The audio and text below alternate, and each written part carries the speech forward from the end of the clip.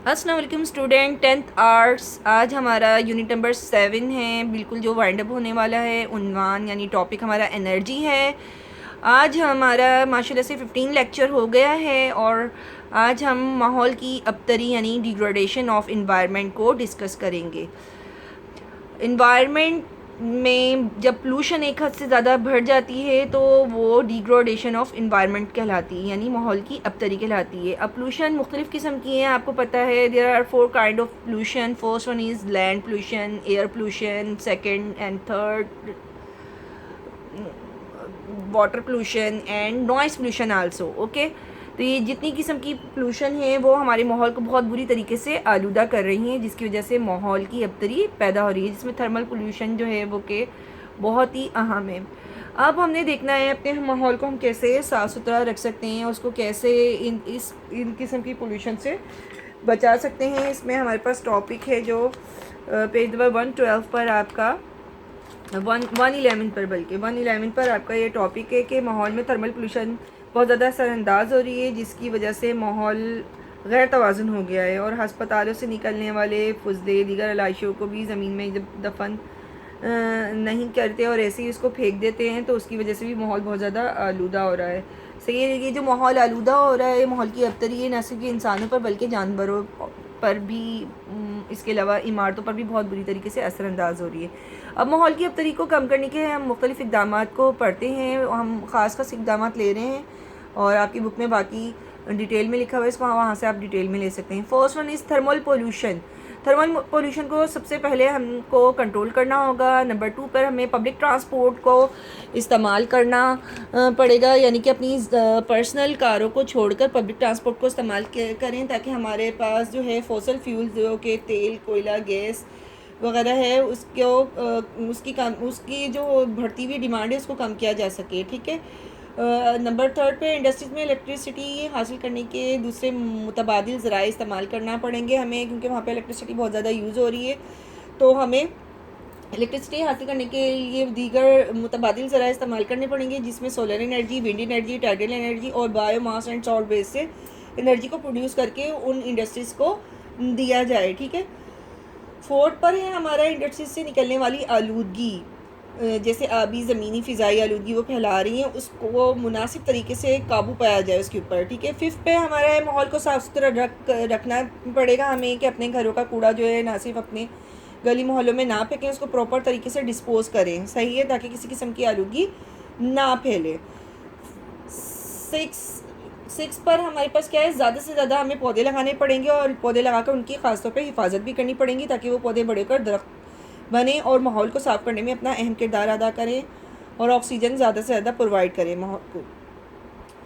7 पे हमारे पास बढ़ती हुई आबादी पर कंट्रोल करके, हमें बढ़ती हुई आबादी पर अगर हम कंट्रोल कर लें तो इससे भी हम बहुत ज़्यादा माहौल को साफ़ सुथरा रख सकते हैं, क्योंकि बढ़ती हुई आबादी भी माहौल की आलूदगी में एक बहुत बड़ा मसला है। ठीक है। 8 पर हमारे पास ये जंगलात की हिफाजत करके, जंगलात को काटा ना जाए बल्कि इसकी हिफाजत की जाए और उसमें इजाफे का बंदोबस्त किया जाए, क्योंकि भी किसी भी मुल्क में जंगलात का जो 25% होना लाजमी है, जो कि उसके मुल्क के माहौल को मुतवाज़िन रखने में मददगार साबित होता है और उसके मौसमी आबो हवा को कंट्रोल करना और उसको अच्छे रखने में ये जंगलात जो है वो बहुत अहम किरदार अदा करते हैं। 9 पे हमारे पास है एनर्जी को सोच समझ कर जिम्मेदाराना तौर पर ठीक तरह से इस्तेमाल किया जाए, कि जैसे कि घर में एक बंदा बैठा है और वो एसी ऑन करके बैठा हुआ है, दूसरा बंदा दूसरे कमरे में जो है वो अलग काम कर रहा है, और या फिर रात को आप चलता हुआ एसी छोड़ देते हैं, टेलीविज़न यूँ ही छोड़ देते हैं, गैस यूँ ही ऑन छोड़ देते हैं कि क्या माचिस की तीली जलानी। तो इस तरह के काम अब नहीं चलेंगे और एनर्जी को सोच समझ कर ठीक तरीके से इस्तेमाल करना पड़ेगा, ताकि हमारी आने वाली नस्लें जो हैं उसको सभी वो लोग भी इसको इस्तेमाल कर सकें। ठीक है। ये आपके माहौल की अबतरी को दूर या कम करने के इक़दाम हैं और आपकी बुक में डिटेल में 1111 पेज पर इसको लिखा हुआ है, उसको वहाँ से अच्छी तरीके से आप देख सकते हैं डिटेल के अंदर। अब यहाँ पर आता है न्यूक्लियर फ्यूल से लाहे ख़तरात। न्यूक्लियर फ्यूल कहाँ पर पैदा हो रहा है? न्यूक्लियर फ्यूल पैदा हो रहा है वहाँ पर जहाँ पे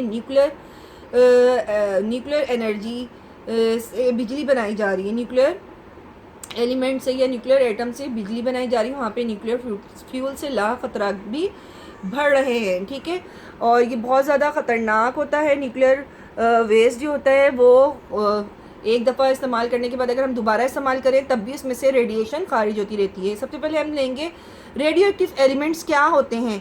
रेडियो एक्टिव एलिमेंट्स वो एलिमेंट्स हैं जिनका एटॉमिक नंबर 82 से ज़्यादा हो और वो लगातार रेडिएशंस खारिज करते रहें, ऐसे एलिमेंट को रेडियो एक्टिव एलिमेंट्स कहा जाता है। यानी कि कुछ एलिमेंट लगातार रेडिएशन यानी रेजिस खारिज करते रहते हैं और ये रेजिस इंतहाई ख़तरनाक होती हैं, जो कि जानवरों, इंसानों, पौधों और इमारतों के लिए भी बहुत ज़्यादा ख़तरनाक होती हैं। इस किस्म के एलिमेंट्स को जिनका एटॉमिक नंबर 82 से बढ़ जाता है तो इस किस्म के एलिमेंट से रेडिएशन का अखराज होता है और ये एलिमेंट रेडियो एक्टिव एलिमेंट्स कहलाते हैं। और इनसे लगातार खारिज होने वाला रेडिएशन यानी शुआओं का निकलने का जो अमल है वो रेडियो एक्टिविटी कहलाता है। क्या कहलाता है? Radio activity. अब ये रेडिएशन जो है बच्चों, ये 3 किस्म की होती हैं।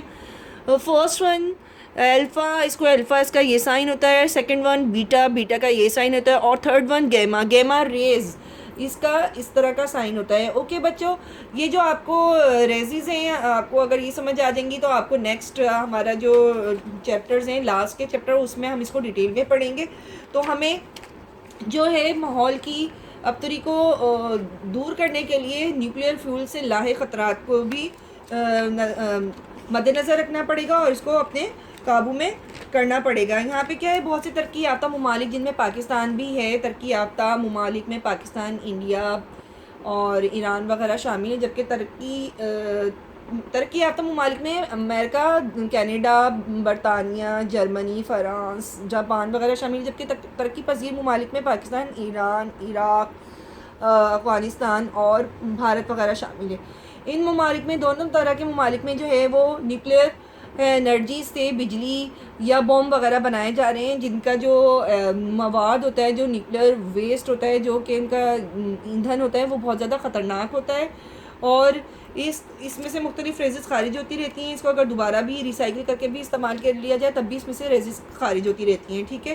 तो ये रेजिस बहुत ज़्यादा ख़तरनाक होती हैं और बहुत ज़्यादा ख़तरनाक होती हैं, इस हद तक कि अगर ये जानवरों, इंसानों और पौधों पर पड़े तो उनके टिश्यूज, सेल्स और उनकी जीन्स में बहुत ज़्यादा तब्दीली पैदा कर देती हैं। समझ आ रहा है बच्चों आप लोगों को? तो इनसे लाजमी इनसे बचना चाहिए। जो लोग न्यूक्लियर रिएक्टर जहाँ पे बिजली बनने का अमल हो रहा होता है वहाँ पे जो काम करते हैं वो अपनी जानों को हथेली पे लेकर ही एक तरह से फिर रहे होते हैं, क्योंकि ज़रा सी भी, हल्की सी भी जो है लापरवाही एक बहुत बड़े ख़तरनाक हादसे का पेश खेमा हो सकती है और वहाँ पे जो इंसान काम कर रहे हैं वो तो फ़ौरन ही लुक़मा अजल बन जाएंगे और इर्द गिर्द के जो इलाके में लोग रह रहे हैं वो भी उस हल्की सी गफलत या लापरवाही से मौत के मुँह में जा सकते हैं, ठीक है बच्चों। यहाँ तक आप लोगों को समझ आया? इस लेक्चर को मैं सेकंड पोर्शन में दोबारा करती हूँ और अभी के लिए इतना काफ़ी है आपके लिए कि आपको ये समझ आना चाहिए कि न्यूक्लियर फ्यूल से किस किस्म के ख़तरा लाहिक हो सकते हैं और रेडियो एक्टिव एलिमेंट्स क्या हैं, रेडिएशन क्या है या रेडियो एक्टिविटी क्या है या रेडिएशंस कितनी किस्म की होती हैं, ये आपको अच्छी तरीके से याद होनी चाहिए। ओके, अब हम सेकंड लेक्चर की तरफ चलते हैं जो कि इसी को हम कंटिन्यू करेंगे। ओके, अल्लाह हाफिज़।